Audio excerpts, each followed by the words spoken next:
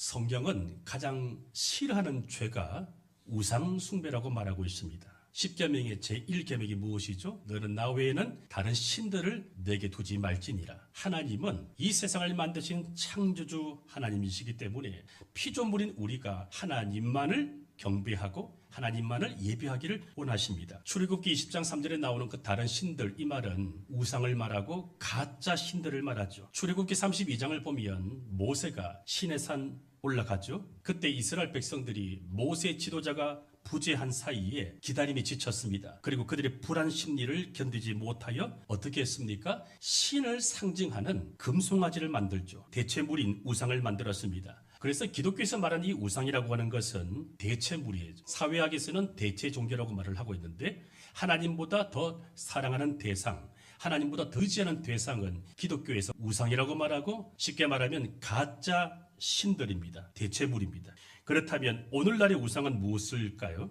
오늘날 우리는 금송아지를 만들지 않습니다. 오늘날 저와 여러분들이 금신상을 만들 필요도 없고, 오늘날 우리 시대의 우상은 무엇일까요? 몇 가지를 정리해 보았는데, 돈과 물질이 우상이 되어 있죠. 또 성공하기 위해서 목숨 걸고 있습니다. 뿐만 아니라 이 관계에 중독되어 있는 사람들이 너무나 많습니다. 이 관계도 우상이 될 수가 있고, 또 쾌락을 추구하는 사람들, 내가 하나님의 자녀임에도 불구하고 예배드리지 않고 나만의 즐거움을 쫓아서 다른 곳에 가 있는 사람들이 이 쾌락이 우상이 된 것입니다. 뿐만 아니라 또 어떤 것이 있을까요? 이 자아가 우상입니다. 자존심, 내 자존심도 우상이 될 수가 있습니다. 그리고 또 요즘 우리 한국 사회는 이 이념이 우상이 되어 있습니다. 보수와 진보 사이에 서로 못 죽여서 안달입니다. 대한민국은 10년을 주기로 진보 정권, 보수 정권이 서로 최인질을 하고 있습니다. 늘 정권이 바뀔 때마다 보복 정치하고 있는 이 대한민국의 흑 역사를 우리가 언제까지 보고 있어야 될까요? 이 이념이 우상이 된 것이죠. 또 종교가 우상이 된 사람들도 많습니다. 종교의 우상이 빠지면 착각에 빠진 것입니다. 종교 생활을 통해서 내가 행복할 수 있다라고 착각하는 사람들이 많습니다. 현대인들의 이 여러 가지 우상 가운데 또 한 가지 우상이 있다면 그것은 행복의 우상이에요. 여러분, 행복이 우상이 될 수 있다고 생각해 보셨습니까? 행복. 오늘날 우리는 이 행복의 우상에 붙들려 살아가고 있습니다. 행복하지 않으면 교회도 떠나버리고 가정도 내팽개치고, 행복하지 않으면 직장 마음대로 옮겨 다닙니다. 이 행복이라고 하는 가짜 신에 속고 있습니다. 그래서 많은 사람들이 행복이 삶의 목적이라고 믿고 있어요.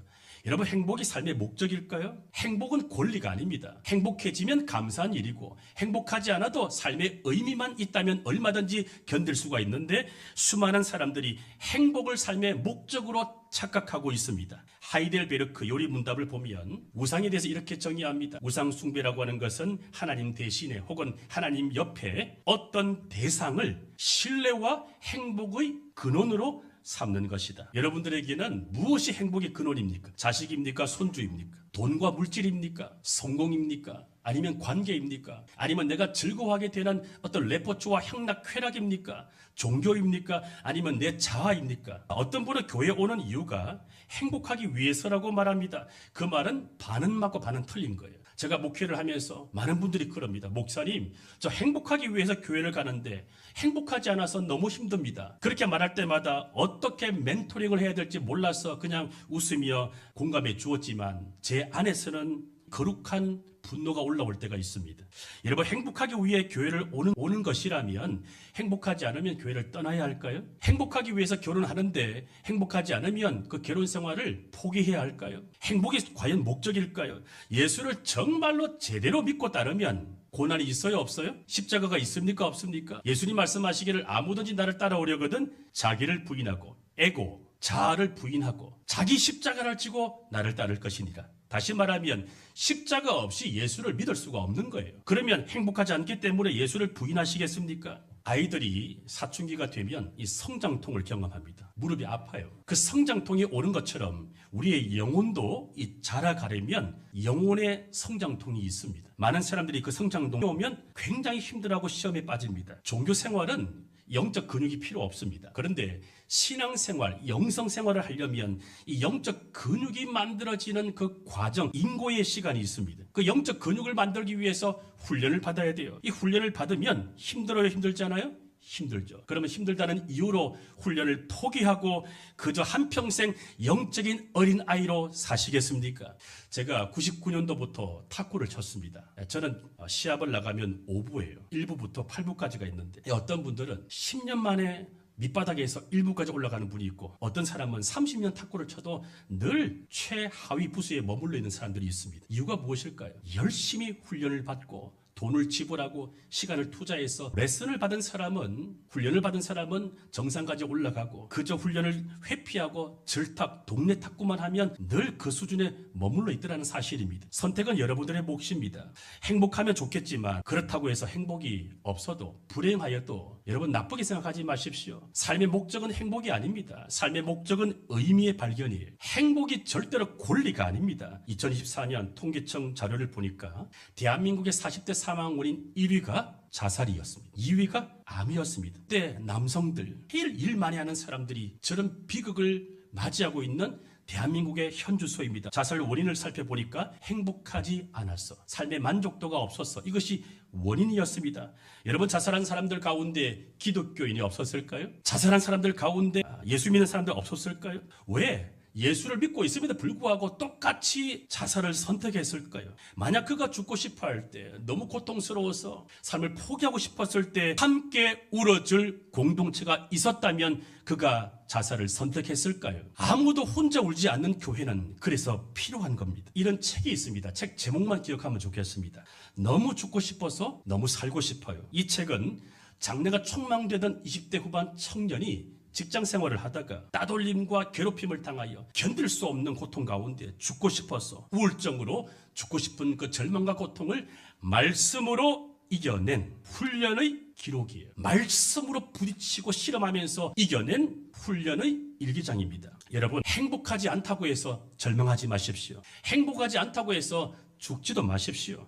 행복하면 감사한 일이지만 행복하지 않아도 의미를 발견하면 불행한 것도 감사의 조건이 될 수가 있습니다. 빅터 프랭클을 아십니까? 이 빅터 프랭클, 이 사람은 오스트리아의 유명한 정신과 의사이자 심리학자입니다. 그가 2차 세계대전 당시에 독일의 나치에 의해서 아우슈비츠 강제 수용소에서 수감되어 고문을 당하였습니다. 그가 이런 말을 하죠. 이걸 깨닫고 말합니다. 극한의 절망 속에서도 삶의 의미를 발견하게 되면 고통을 견딜 수가 있다. 죽음의 포로 수용소에서 모든 자유를 다 빼앗기고 고통과 절망 가운데 그가 내가 어떤 삶의 태도를 가질 것인지는 누구도 빼앗을 수가 없다는 거예요. 그래서 이 고통 속에 있지만 이 고통도 절망도 나에게 의미가 있을 것이다. 바로 의미 테라피. 그래서 나오는 것입니다. 그는 행복에 대해 이렇게 정의합니다. 행복은 추구할수록 도망간다. 행복은 삶의 의미에 대한 응답으로 따라오는 부산물이다. 행복을 포기해야만 행복할 수가 있습니다. 한번 따라해 보실까요? 행복을 포기해야만 행복할 수가 있습니다. 여러분 행복은 결과일 뿐입니다. 내가 열심히 살고 과정에 충실하여 그 결과로 행복할 수도 있고 나중에 행복할 수도 있는 것입니다. 행복이 목적이 아니에요. 우리는 과정에 충실해야 됩니다. 과정에 충실하려면 의미를 발견해야 돼요. 지금 내가 의미가 있다면 불행도 유익한 시간이고 지금 내가 아무리 행복하여도 의미가 없다면 이것은 나에게 아무 필요가 없는 것이죠. 그렇다면 왜 오늘 우리 시대에 행복이 우상이 되었을까요?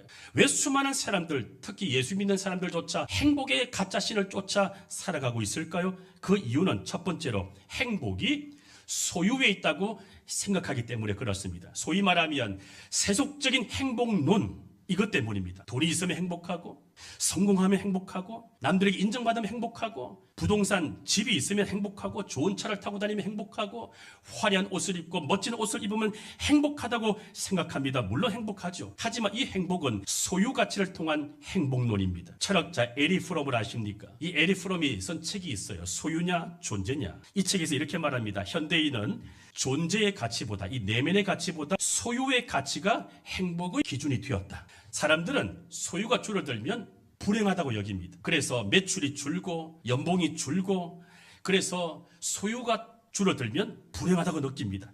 정확하게 말하면 소유가 줄어들면 불행해지는 것이 아니라 불편해지는 것이죠. 자본주의 사회에서 돈이 많으면 편리한 것들이 너무나 많습니다. 불편한 것이지 불행한 것은 아닙니다. 예를 들면 돈이 없어서 차비를 아끼고 싶으면 걸어가면 되고 운동도 할 겸 또 난방비를 아끼고 싶으면 두꺼운 옷을 입고 보일러를 안 틀면 되는 것이죠. 불편할 따름이지 불행은 아닙니다. 옛날 어느 시골에 행복하게 살고 싶은 부부가 있었습니다. 이 부부는 아주 옛날 시골 집에 살았기 때문에 화장실이 푸세식 화장실입니다. 우리 교회처럼 저런 수세식이 아니라 푸세식. 푸세식을 아십니까? 현진이 푸세식 화장실을 알아? 볼일을 보면 어떤 일이 벌어지죠? 팬티에 된장 국물이 튑니다. 엉덩이 튀기도 합니다. 그리고 나무 판자 위에 올라가서 볼일을 보기 때문에 화장실 갈 때마다 두렵습니다. 언제 부서질지 몰라서.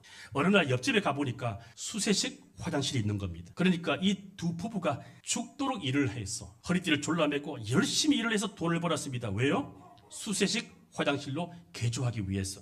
드디어 수세식 화장실로 바뀌었습니다. 이 부부는 행복해졌습니다. 아이들도 행복했습니다. 그런데 그 집의 아이들이 친구 집에 놀러 갔다가 시험이 들었습니다. 이 친구 집은 아파트인데, 고급 아파트였는데 화장실이 2개였습니다. 그러니까 시험이 든 거예요. 그래서 두 아들이 아침에 학교 갈 때마다 서로 화장실을 먼저 가려고 싸우고 다투었던 것을 생각해 보니까 부모 입장에서 보면 화장실 2개 있는 집이 더 행복할 것이라고 생각해서 또 허리띠를 졸라매고 열심히 일을 했습니다. 왜요? 화장실 2개 있는 집으로 이사 가기 위해서. 그런데 이게 웬일입니까? 몸을 혹사시켜서 너무나 일을 많이 하는 바람에 병들어서 오래 살지 못하고 죽어버렸습니다. 결국 이 이야기가 주는 의미가 무엇일까요? 이들 부부는 똥통 2개를 위해 산 사람들이에요. 화장실을 위해서 인생을 다 허비한 사람들입니다. 그 화장실이 뭐가 그리 중요하다고, 그 화장실을 위해서 그렇게 인생을 허비하고 낭비하고 삶의 의미를 찾지 못하고 불행한 가운데 생을 마감했을까요? 얼마나 어리석고 불행한 일입니까? 왜 그렇습니까? 행복이 소유에 있다고 배웠기 때문에 그렇습니다. 행복이 소유에 있다고 생각한 까닭입니다. 자, 행복의 우상이 빠지는 또 하나의 이유가 있는데 그것은 기복주의 신앙 때문에 그렇습니다. 기복주의 신앙이 뭐죠? 자신의 행복을 위해서 신과 거래하는 것입니다. 소원 성취를 위해서 신과 거래하는 거예요. 내가 이렇게 헌신할 테니까, 이렇게 헌금할 테니까, 이렇게 기도할 테니까 당신은 나한테 이것을 줘야 합니다라고 하는 거래예요. 여기에는 인격이 없습니다. 인격이 없으니까 이것은 문제예요. 우리 한국 교회의 큰 병폐 중에 하나가 무엇인지 아십니까? 가난한 농경 사회에서 이 기독교 복음이 들어와서 잘 살기 위해 이 신앙생활을 하다 보니까 예수 잘 믿고 세속적인 복을 받는 것이 하나님이 주시는 복으로 그렇게 스며들었다는 사실이죠. 기복주의 신앙이 뿌리 깊이 스며들어 버렸습니다. 그 병폐가 지금 드러나고 있거든요. 여러분 그런 말 들어보셨습니까? 지성이면 감천이라고. 지성이면 감천, 좋은 말 같지만 이것도 신과 거래하는 것입니다. 내가 이만큼 기도하니까, 내가 이만큼 헌신하니까, 내가 정성을 다해서 이렇게 당신을 위해 수고하니까 당신 나한테 복을 주셔야 된다. 거래하는 것이죠. 그래서 보상이 주어지지 않으면 어떤 일이 벌어집니까? 본전 생각이 나서 불평하게 됩니다. 그래서 교회에서 열심히 하는 사람들이 제일 무서운 거예요. 왜냐하면 그 속에 순수하지 않으면 본전 심리, 보상 욕구가 올라와서 반드시 문제가 생기기 때문에 그렇습니다. 다시 말하면 행복의 우상에 빠지는 또 하나의 이유는 행복이 소유에서만 오지 않고 이 존재를 통해서 내면이 바뀌어짐으로 말미암아 올 수 있다는 것을 생각하지 못하기 때문에 그렇습니다. 인격을 수양하고 다듬어서 이 내면 세계를 확장해야 되는데 이걸 간과하기 때문에 그렇습니다. 기독교의 중요한 교리가 무엇입니까? 이신칭의 로마서 1장 17절에 나오는 말씀을 붙들고 우리가 행위로 구원받는 것이 아니라 오직 믿음으로, 솔라 피데, 솔라 그라치아, 오직 은혜, 솔리데오 크리스토, 오직 예수 그리스도, 솔라 스크립추라, 오직 성서, 하나님 말씀. 이 종교개혁 당시의 중요한 캐치프레이즈인데 이걸 너무나 믿은 나머지, 이신칭의 교리를 개념적으로 믿은 나머지 예수 믿고 난 이후에 죽을 때까지 성화를 위해 노력하지 않습니다. 내가 예수 믿고 난 이후에 나는 죽고 예수로 살아가는 거룩의 습관을 만들기 위해서 마음 공부를 하지 않으니까 어떤 일이 벌어집니까?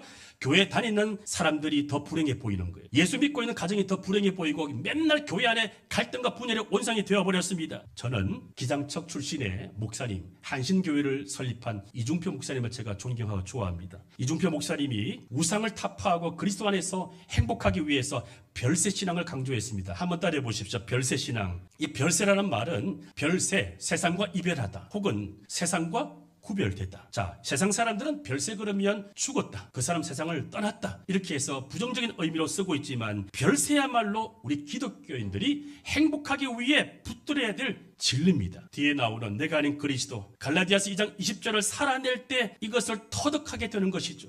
우리가 어디에서 행복을 얻을 수가 있습니까? 예수 안에서 행복한 자가 되어야 할 것입니다. 여러분 남편도 여러분을 행복하게 하지 못하는데 목사가 여러분을 행복하게 해줄 수 있을까요? 여러분 부인도 남편을 행복하게 해줄 수가 없는데 누가 나를 행복하게 해줄 수 있단 말입니까? 예수님도 여러분들에게 행복을 줄 수 없다면 누구와 살아도 행복하지 않고 어떤 교회를 가도 행복하지 않고 어떤 직장을 가도 행복하지 않습니다. 우리는 그리스도 안에서 별세 신앙을 붙들 때 행복한 자가 될 수가 있는 것입니다. 십자가에서 나는 죽고 예수로 살아갈 때 지금 그러므로 내가 행복하지 않다면 세상에서 행복을 찾지 말라는 것입니다. 세속적인 행복을 추구하지 말라는 거예요. 그거는 있으면 감사하고 없으면 견디라는 것입니다. 예수 안에서 행복을 찾으시기를 바랍니다. 그렇다면 이 가치관을 바꿔야 돼요.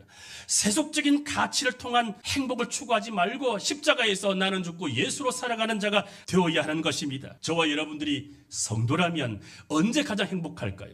내가 정말로 예수를 믿고 있는 성도라면 돈과 명예와 권력을 통해서 행복할 수가 있습니다. 물론 그럴 수 있어요. 향락과 레포츠도 오늘날 우리 시대에 행복을 주는 삶의 가치를 높이는 아주 좋은 라이프 스타일입니다. 그럴 수 있습니다. 하지만 충분하지 않습니다. 성도의 행복은 나도 죽은 십자가의 경험을 통하여 내 안에 아담의 본성이 사라지고 옛자가 죽어지고 내 안에 예수가 살아 역사함으로 말미암아 내가 예수 안에서 내 영혼이 자유하는 거예요. 내 영혼이 죄와 율법으로부터 자유하는 것, 이보다 더 큰 행복이 있을까요?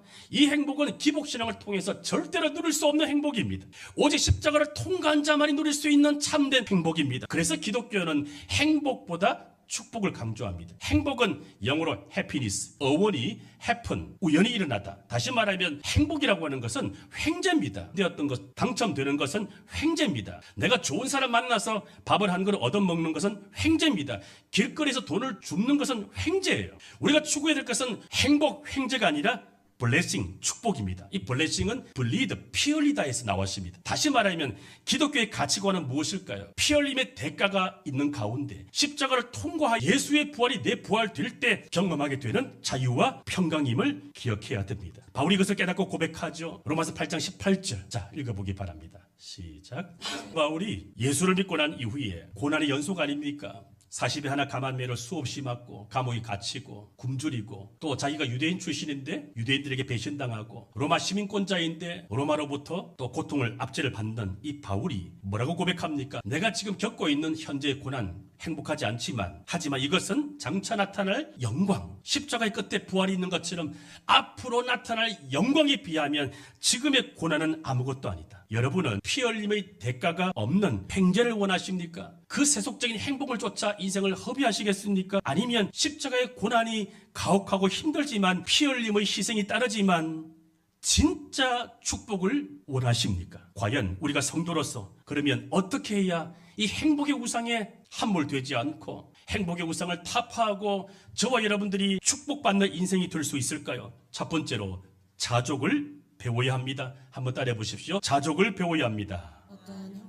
지금 바울이 세상의 가치로 보면 바울은 행복합니까? 행복하지 않습니까? 바울은 불행한 사람이죠. 하지만 바울 자신은 그것에 영향을 받지 않습니다. 우리가 살다 보면 행복할 수도 있고 행복하지 않을 수도 있습니다. 행복은 권리가 아닙니다. 여러분 자녀들이 엄마 아빠한테 왜 우리에게 이렇게 돈을 많이 주지 않고 넉넉하게 우리가 살지 못하냐고, 왜 이렇게 우리 집은 가난하냐고 그렇게 부모를 원망하면 부모의 가슴은 찢어지지 않을까요? 못해준 부모의 마음도 괴로운데 자녀들이 그것을 권리로 삼아서 부모의 마음을 흔들게 되면 얼마나 괴로울까요? 행복은 권리가 아닙니다. 그래서 바울은 행복하지 않을 때마다 권리를 내세우지 않고 뭐라고 말합니까? 자족을 배웠다는 거예요. 자족을 배운 것입니다.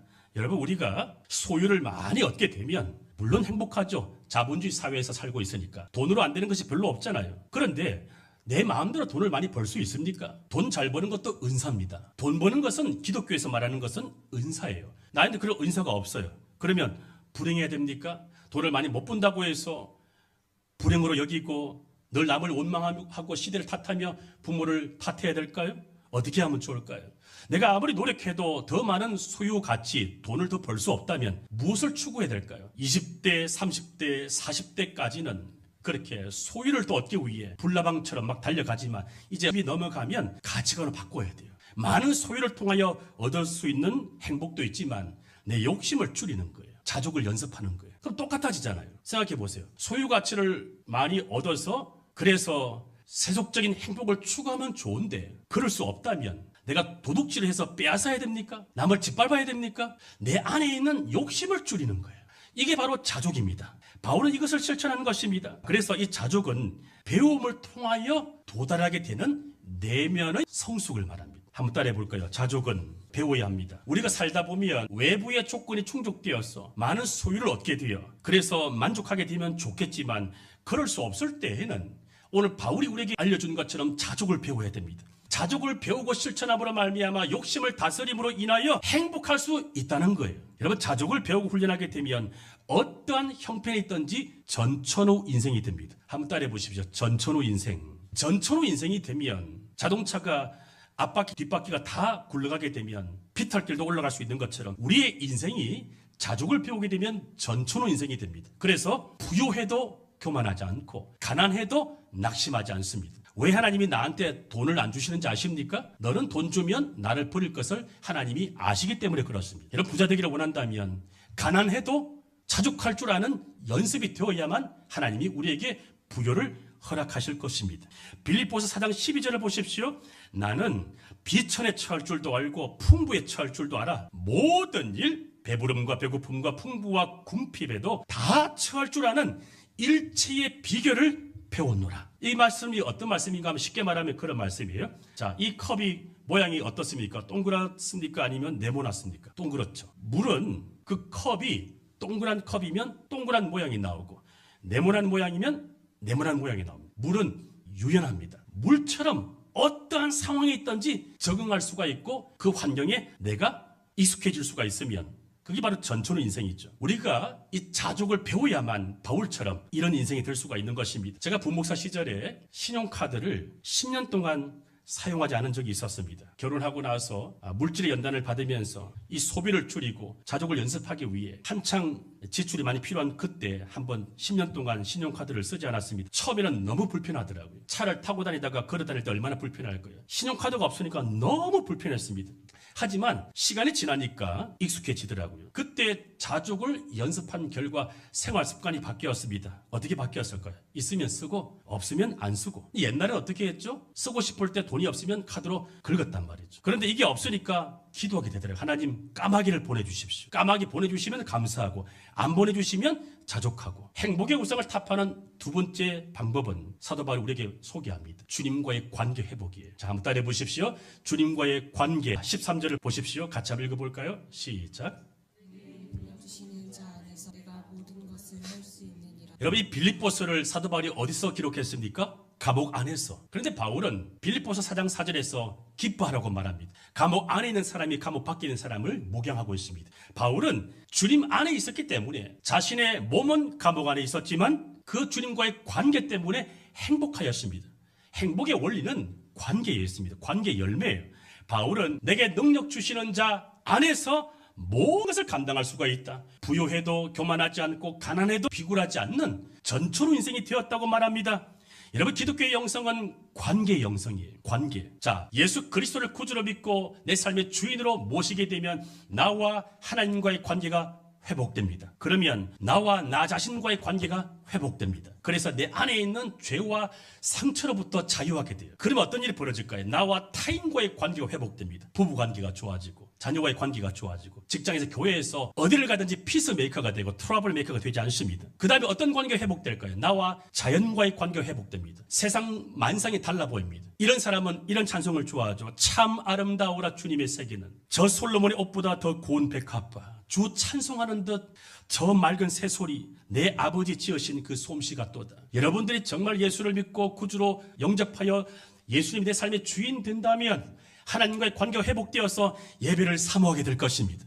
그리고 나 자신을 사랑하게 됩니다. 거울에 본 내 얼굴 만족스럽지 않고 저도 눈이 좀 컸으면 좋겠는데 키가 좀 더 컸으면 좋겠는데 물려받은 이 얼굴 만족할 수 있는 비결은 창조주 하나님의 마음으로 내 얼굴을 바라보는 거죠. 내 안에 연약함이 있습니다. 하지만 내가 하나님과의 관계가 회복되어서 하나님의 사랑으로 나를 보면 내 모습 그대로 내가 나를 받아들이게 됩니다. 나를 사랑할 수 있는 사람이 남을 사랑할 수가 있는 것이죠. 남을 사랑할 수 있는 사람은 심지어 피조세계 자연을 바라보는 눈이 바뀌어집니다. 그래서 내가 예수 믿는다면 이 자연의 변화를 느낄 수가 있어야 됩니다. 여러분들은 지금 단풍이 예쁘게 물들어졌는데 경탄하십니까? 여보, 단풍 보세요 라는 말을 해보셨나요? 단풍이 있든 말든 꽃이 피든 말든 전혀 관심이 없습니까? 이 자연의 변화를 느낀다고 하는 것은 내 자신이 점점 주님과의 관계가 좋아지고 있다는 사실입니다. 사도 바울은 주님과의 관계가 회복되었기 때문에, 예수 안에 있었기 때문에 어떠한 형편이든지 자족할 수가 있고 어떠한 상황에 처해도 다 감당할 수가 있다, 이런 고백을 했습니다. C.S. 루이스가 한 말입니다. 행복은 그리스도를 닮아갈 때 저절로 따라오는 부수적인 열매이다. 행복을 목표로 삼는 순간 행복은 사라진다. 행복하지 않아도 자족을 연습하고, 행복하지 않아도 주님과의 관계가 최상이면 어떤 일이 벌어질까요? 행복의 우상이 빠지지 않습니다. 오히려 지금 돈을 많이 벌 수 없을 때, 친구가 없을 때, 아플 때, 입원할 때, 감옥 갈 때, 군대 갈 때 사람이 더 깊어지잖아요. 20대 청년이 군대를 가게 되면 시인 되잖아요. 열심히 죽도록 일하다가 몸이 아파서 병원에 입원하게 되면 겸손해지지 않습니까? 그때 우리 자신을 돌아보는 거예요. 한 목수가 있었습니다. 매일 행복하지 않다고 불평했습니다. 그래서 행복하기 위해서 더 좋은 연장을 찾고 더 큰 집을 짓고 더 많은 일을 했습니다. 그런데 이상하게 마음은 공허했습니다. 그러다 어느 날 새벽에 기도하러 갔다가 십자가 밑에 있는 문구를 보았는데 이렇게 적혀 있었습니다. 행복은 내가 가진 소유에 있지 않고 나를 구속하신 예수 안에 있다. 십자가 밑에 적혀 있는 그 문장을 보면서 이분은 터치를 받고 눈물을 흘리며 고백합니다. 주님, 저는 행복을 찾느라 주님을 놓쳤습니다. 여러분, 행복을 찾느라 주님을 놓치지 않았습니까? 행복을 찾아서 돌아다녔지만, 지금까지 인생 살아오셨지만 행복하십니까? 행복을 쫓아서 수십 년 동안 직장 생활을 했지만 행복하십니까? 행복을 쫓아서 죽도록 일했지만 여러분, 그래서 행복하신가요? 그날 이후로 이 목수는 자족을 배웠고, 바울처럼 어떠한 형편이든지 자족할 수 있고 그게 적응할 수 있는 그 신앙, 감사가 회복되었다라고 고백했습니다. 사랑하는 성도 여러분, 행복은 소유에서 나오지 않습니다. 자족에서 나옵니다. 주님과의 관계에서 나옵니다. 행복은 권리가 아닙니다. 행복하면 감사한 일이고 행복하지 않아도 감사한 일입니다. 왠지 아십니까? 내가 행복하지 않고 돈이 많이 없고 높은 위치에 올라가지 않고 친구가 많이 없고 이것이 불행이 아니에요. 왜냐하면 별세 신앙을 연습하는 시간이에요. 세상에 가치를 두지 않는 십자가를 통과하는 시간이고, 예수 안에서 내가 만족하며 기뻐하며 감사하는 신앙이 연결어가는 시간이기 때문에 행복하지 않는 시간도 나에게 가장 유익한 시간입니다. 이걸 기억한다면 우리는 범사에 감사하지 않을까요? 행복하지 않게 느껴지는 그 시간에 죄를 지을 가능성이 없습니다. 내가 아프면, 내가 돈이 없으면 우리가 죄를 지을 가능성이 없잖아요. 그것도 행복이 아닐까요? 거룩한 습관이 만들어집니다. 매출이 적습니까? 친구가 없습니까? 몸이 아프신가요? 나이 들어서 몸이 여기저기 쑤시고, 나이 들어서 거울 앞에서 내 모습이 불편해 보이십니까? 생물학적으로 우울증이 찾아와서 괴로우신가요? 그때가 바로 주님 안에서 행복을 연습하는 시간, 거룩의 습관이 만들어지는 시간이죠. 사람이 너무 행복하면 영성이 만들어지지 않습니다. 돈 너무 많고 너무 높은 권력을 차지하고 너무 누릴 게 많으면 영성이 만들어지지 않습니다. 우리에게 그러므로 행복은 목적이 아니라 거룩이 목적임을 기억하시기를 바랍니다. 행복하다고 해서 거룩해지지는 않습니다. 대부분 다 무너집니다. 하지만 거룩을 추구하면 때에 따라서 우리에게 필요한 것들을 공급하여 주실 줄로 믿습니다. 로마서 8장 32절, 자기 아들을 아끼지 아니하시고 우리 모든 사람을 위하여 십자가에 내어주신 하나님이 어찌 그 아들과 함께 너희가 필요로 하는 그 모든 것을 선물로 주시지 아니하시겠느냐. 하나님은 우리가 세속적인 가치의 행복을 먼저 추구하기 전에 예수 안에서 만족하며 자족하기를 원하십니다. 예수님과의 관계가 먼저 좋아지기를 원하고 십자가를 통과하기를 원하십니다. 그 뒤에 우리가 필요한 것들을 하나님이 공급하여 주실 것입니다. 그러므로 우리는 행복을 추구하는 사람이 아니라 거룩을 추구하는 사람이 되어야 되죠. 예수님은 우리에게 행복하라고 말씀하지 않았습니다. 거룩하라, 거룩하라. 내가 거룩하니 너희도 거룩하라. 거룩을 추구하면 영혼의 자유를 얻습니다. 바울처럼 풍부에 처해도 교만하지 않고, 비천에 처해도 낙심하지 않고, 부요해도 오만하지 않고, 가난해도 열등감 빠지지 않는 전천후 인생이 되는 것입니다. 영혼의 자유가 가장 행복하지 않을까요? 여러분, 행복의 우상을 쫓아 사느라 정작 중요한 자족을 놓치고 주님을 놓치지 않았습니까? 제 얘기하고 마무리할까요? 저는 부목사 시절에 가슴에 맺힌 한이 있었습니다. 새 아들이 아빠 소고기 사주세요. 이 말할 때 저는 가슴이 미어 터지더라고요. 소고기 사줄 돈이 없거든요. 신용카드가 없는데. 그런데 제가 그때 맡은 교구 식구들이 한 600~700명 됐거든요. 대신방을 하게 되면 아침 9시부터 밤 8시, 9시까지 하루 종일 신방을 하는데 저는 힘들지 않았습니다. 왠지 아십니까? 연세 드신 분들은 평소에 못 먹는 과일을 사주시고 반찬 사주시고 때에 따라서 고기도 사주시거든요.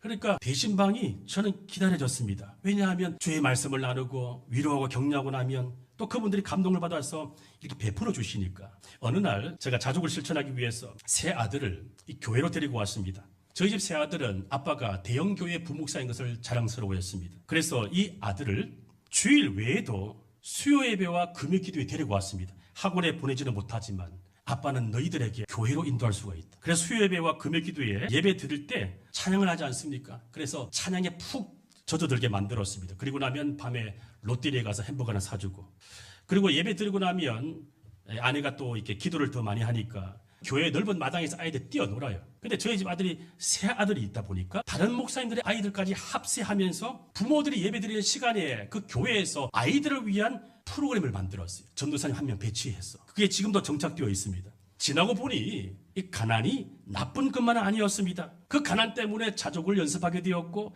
새 아이들이 믿음이 자랐습니다. 지금도 새 아들 모두 객지에 살고 있지만 각자 열심히 신앙생활하고 있습니다. 첫째, 둘째는 서울 강남에서 원룸을 얻어서 힘들게 아르바이트하면서 살고 있는데 사랑의 교회 그 청년 공동체에 들어가서 리더 역할을 하면서 드럼 치면서 그렇게 열심히 신앙생활하고 있으니까 뿌듯함을 느낍니다. 자, 그때 그 시절 자족을 배우고 연습하고 그리고 주님과의 관계를 추구할 때 그때 세상의 가치로 바라보면 비굴하지만 제 마음 한구석에는 충만함이 있었는데 그때 들은 음성, 이거 소개하고 마무리하겠습니다.